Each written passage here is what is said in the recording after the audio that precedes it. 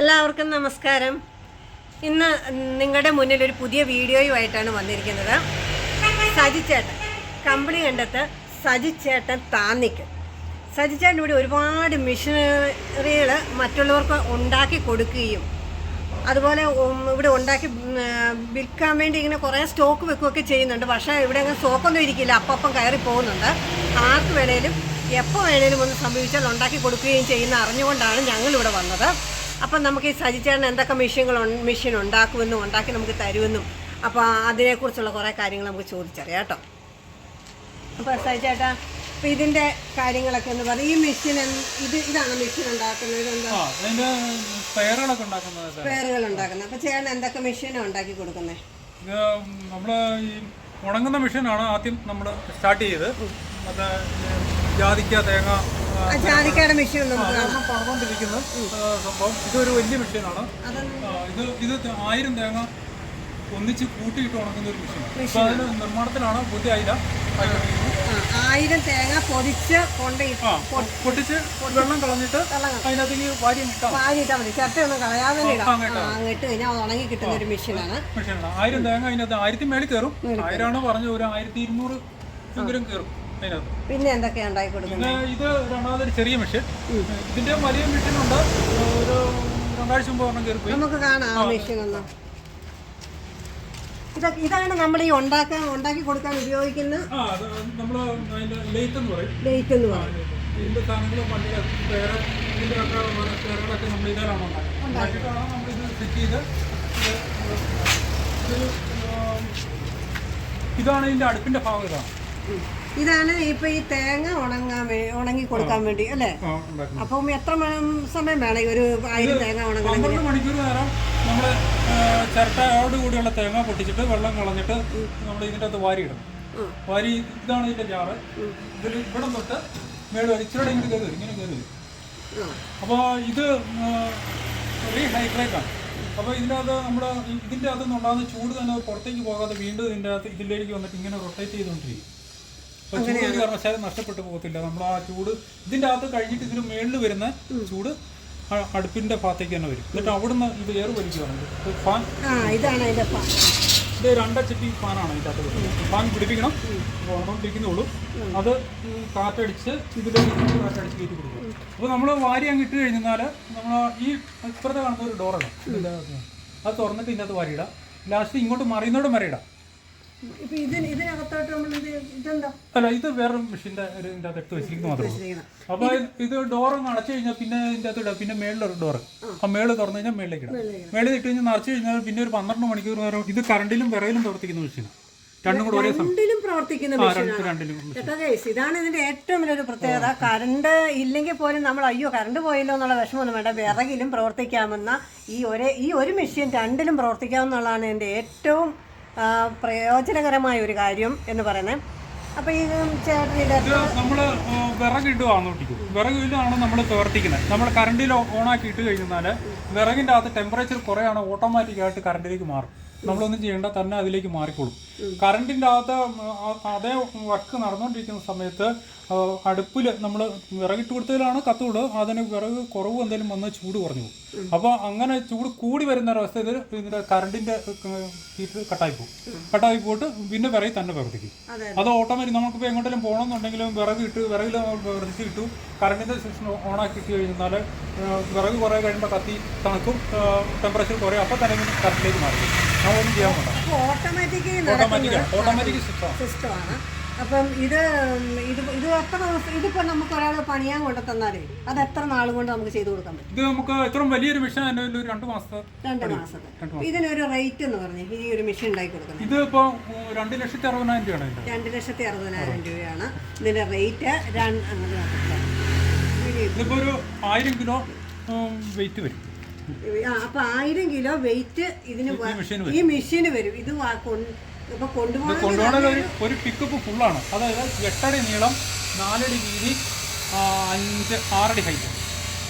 അത്ര ഉള്ള ഒരു മെഷീനാണ്. ഇതിന് 2,60,000 രൂപയ്ക്ക് ഇത് എനിക്ക് വർക്ക് ചെയ്യാൻ വേണ്ടി തന്നായിരിക്കും. തിരുവനന്തപുരത്ത് നിന്ന് വന്ന. അപ്പൊ അവിടുന്ന് വന്ന് ഇത് കൊണ്ടുപോകണം. അപ്പൊ ഇവിടുന്ന് കയറ്റി നമ്മൾ ഇതെല്ലാം അഴിക്കും. ഇത് നമുക്ക് ഈ അളവിൽ വണ്ടി കയറില്ല. അപ്പോൾ ഈ ഭാഗങ്ങൾ അഴിക്കും. ഇതായിട്ട് മോട്ടോർ സിസ്റ്റമാണ്. ഇത് നെട്ട് ബോൾട്ടുകളെല്ലാം അഴിച്ച് കഴിഞ്ഞ് ഇത് ഊരിയെടുക്കാം. പിന്നെ ഇതിൻ്റെ മേളിൽ ഇതുണ്ട്, ഈ ബോൾട്ട് ഇത് വേണ്ടി ഇതിൻ്റെ മൂടി അടിച്ച് മാറ്റാം. എന്നിട്ട് നമ്മൾ വണ്ടിയെ കയറ്റും. അവിടെ നമ്മൾ പോകണം.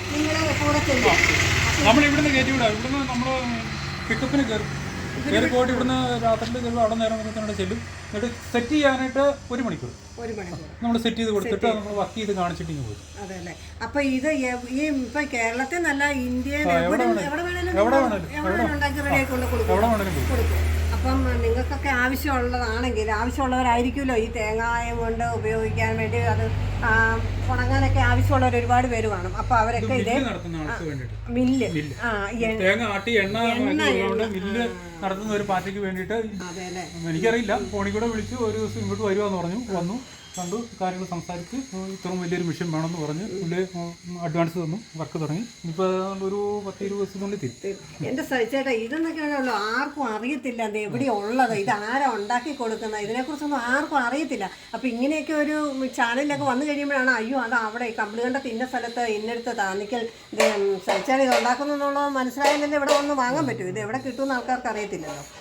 ഞാൻ ഇതൊരു 10 വർഷം മുമ്പ് ചെയ്തതാണ്. 10 വർഷമായിട്ട് നമ്മുടെ ഇവിടെ അടുത്തുള്ള നമ്മുടെ ഒരു അയൽക്കാരായിരുന്നു, അവർക്ക് കൊടുത്തതാണ്.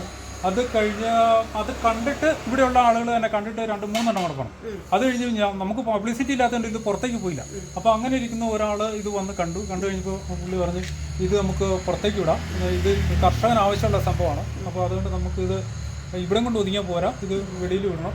അങ്ങനെ പുള്ളിയാണ് ഇതെല്ലാം എന്നെ സഹായിച്ചത്.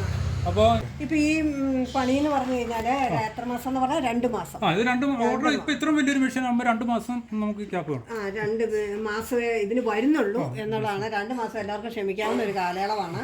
അപ്പം ഇത്രയും ഒരു കാര്യങ്ങളൊക്കെ ചെയ്ത് ഇത് അവിടെ വന്ന് സെറ്റാക്കി തരും. ഇത് പകുതി സാധനങ്ങളൊക്കെ ഇങ്ങനെ പാഴ്സായിട്ട് അല്ലേ, പാഴ്സലായിട്ട് ഏത് വലിപ്പത്തിനുള്ള കസ്റ്റമർ ചോദിക്കുന്ന അളവിലാണ് നമ്മളിവിടെ ഉണ്ടാക്കുന്നത്. അപ്പൊ ഈ ഒരു റേറ്റിനല്ലാതെ ഇത് കിട്ടും ആവശ്യം. ഇതിന്റെ ചെറുതുണ്ട്, ഇതിന്റെയും വലുതുണ്ട്. 3 ലക്ഷം ഇപ്പൊ ഈ മോഡലിൽ വരുന്ന 3 ലക്ഷം രൂപ വരെയുള്ള മെഷീൻ ഉണ്ടാക്കുന്നുണ്ട്. അപ്പൊ ഇതിന്റെ മേളുണ്ട്. പിന്നെ ഇതിന്റെ താഴോട്ട് 3-4 ടൈപ്പ് ഉണ്ട്. എത്ര അളവ് നമുക്ക് ചോദിക്കുന്നത്. പിന്നെ ഇത് വളരെ ഒരു നല്ലൊരു ഐഡിയ ആണ്. കാരണം ഇത് തന്നെയാണ് ഉണ്ടാക്കുന്നത് എന്നുള്ളതാണ്. ഇത് സഹിച്ചേട്ടൻ ആരും കൂട്ടൊന്നുമില്ല കേട്ടോ. സഹിച്ചേട്ടന് ജോലിക്കാരോ അങ്ങനെ ഒന്നുമില്ല. ഇത് സഹിച്ചേട്ടൻ ഒറ്റയ്ക്ക് തന്നെ. എത്ര വർഷമായി ഇത് തുടങ്ങിയിട്ട്? ഞാൻ ഇവിടെ 10 വർഷമായി. 10 വർഷമായി. രാവിലെ ചേട്ടൻ എപ്പോഴാണ് ഈ ജോലിയിലേക്ക്? രാവിലെ 8 മണിയാകുമ്പോൾ സ്റ്റാർട്ടിങ് തുടങ്ങും. വൈകിട്ട് ചിലപ്പോൾ 11 ആവും, 12 ആവും. എന്നാലും ഒരു ആത്മവിശ്വാസമായിരുന്നു ആദ്യം തൊട്ടേ ഇതെനിക്ക് ചെയ്യാൻ പറ്റും അല്ലെങ്കിൽ ഒരാളെ പോലും കൂട്ടുപോലും നിർത്താതെ. ഇന്നൊക്കെ എത്രയോ നിസ്സാര പണിക്ക് പോലും ആൾക്കാരെ ജോലിക്ക് നിർത്തുന്ന ഒരു സമൂഹമാണല്ലോ നമ്മൾ കാണുന്നത്. അപ്പോൾ അതിനെല്ലാം ഒരു വെറൈറ്റി ആയിട്ടാണ് നമ്മുടെ ഈ ചേട്ടൻ നമ്മുടെ മുന്നേ നിൽക്കുന്നത്. ഈ ചേട്ടൻ ഒറ്റയ്ക്കാണ് ഈ കാര്യങ്ങളെല്ലാം ചെയ്യുന്നത്. എന്നാൽ ഈ ഒരു മെഷീൻ മാത്രമല്ല ഈ ചേട്ടൻ ഇവിടെ കൊടുക്കാൻ വേണ്ടി ഉണ്ടാക്കി വെക്കുന്നത്. ഇനിയിപ്പോൾ മുളക് മരിക്കുന്ന എന്തോ മെഷീൻ ഉണ്ടാക്കി കൊടുക്കുന്നില്ല പറഞ്ഞത്.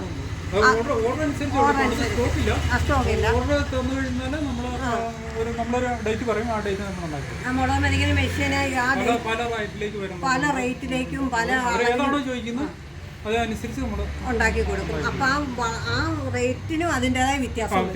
നമ്മൾ ഉണ്ടാക്കുന്ന എല്ലാ ഉപകരണങ്ങളും ഫസ്റ്റ് ക്വാളിറ്റി തന്നെയാണ് ഉണ്ടാക്കുന്നത്. നല്ല ബോഡി വെയിറ്റ് കൂടുതലുണ്ടാകും നമ്മുടെ മെഷീൻ. അതെന്ന് വെച്ചാൽ ഇരുമ്പ്, നല്ല കട്ടിയുള്ള ഇരുമ്പ് ഇട്ടാണ് നമ്മൾ ശരിയാക്കുന്നത്. അടുപ്പിന്റെ ചെറിയ മെഷീൻ്റെ അടുപ്പിന്റെ കനമാണത്. ഞാനൊരു സംശയം ചോദിക്കട്ടെ, ഇത് ഏറ്റവും ഇപ്പോൾ 2,60,000 പറഞ്ഞല്ലോ. ഇപ്പോൾ ഒരു ചെറിയൊരു എണ്ണ കമ്പനി തുടങ്ങുന്നതാണ്ട് ഒരു ചെറിയ ഒരെണ്ണം വാങ്ങണമെങ്കിൽ ഏറ്റവും ചെറുത് എത്ര രൂപയുടെ ഇത് വരെ വരും? ഏറ്റവും ചെറുത് ഇവിടെ 35,000 രൂപ തൊട്ടാണ് സ്റ്റാർട്ടിങ്. അതിന്റെ മുകളിലേക്ക് കസ്റ്റമർ ചോദിക്കുന്ന ഏത് അളവിലും നമ്മൾ ചെയ്തു കൊടുക്കും. ഏറ്റവും ചെറുത് അതിൽ താഴെ പോകാൻ പറ്റില്ല. അത് കൃത്യമായിട്ട് ചിലവർ ഓർക്കുമല്ലോ, ഈ ഏത് അളവ് വരെ ഞങ്ങൾക്ക് അത്രയും മേടിക്കാൻ പറ്റില്ല, അതിനകത്തേലും കുറഞ്ഞുണ്ടോ അവരിപ്പോൾ ചിന്തിക്കുന്നുണ്ടാവും നമ്മൾക്ക് ഈ കാണുന്നവരെ. അപ്പോൾ അവർക്ക് വേണ്ടിയാണ് ഞാൻ ചോദിച്ചത്. ഇപ്പം ഏറ്റവും ചെറുത് എത്ര വരെ കൊടുക്കും എന്നുള്ളത്. ഞാനിവിടെ ഉണ്ടാക്കുന്ന നമ്മൾ റേറ്റ് പറയുന്നില്ല, അവർക്ക് എത്ര രൂപ മുടക്കാൻ പറ്റും അതിനുള്ള മെഷീൻ ഉണ്ടാക്കി കൊടുക്കും. ഇപ്പം നമ്മൾക്ക് കൂടുതൽ ഇതിപ്പോൾ ഒറ്റയടിക്ക് നമ്മൾ ഇത്ര രൂപ റേറ്റ് പറഞ്ഞ് ഇത് മേടിക്കുന്നത് അത്രയും പൈസയോ ഭയങ്കര തുകയായിട്ട് പോകും.